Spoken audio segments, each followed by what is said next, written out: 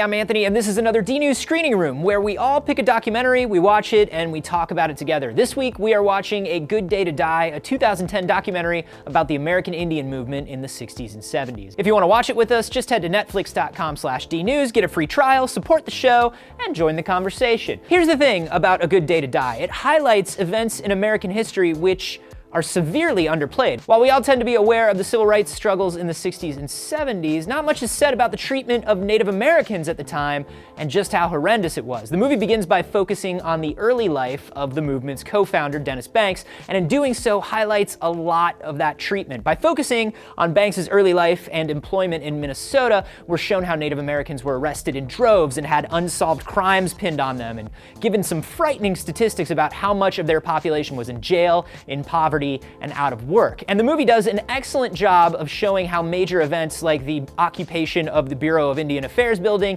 in 1972 and the occupation of Wounded Knee in 1973 helped to raise awareness and reform government dealings with Native Americans, but also raise tensions as more and more of America began to see them as a militant group. Even though the American Indian movement is painted as important and pivotal for human rights, it also shows the leaders and members to be what they were: young, disenfranchised, rash, and naive. Mistakes and tragedies are shown honestly, and we see the members of the movement as fallible human beings. The thing that kept running through my head as I was watching A Good Day to Die is just how little of this stuff I was familiar with, and asking around, it was the same for a lot of my friends. We hear a lot about the civil rights movement in schools, particularly in terms of Martin Luther King Jr. and African American activism, but this is pretty swept under the rug. And the film touches on that, even talking about how at the time, domestic media wasn't really covering the Native American movement. It was mostly covered in the foreign press.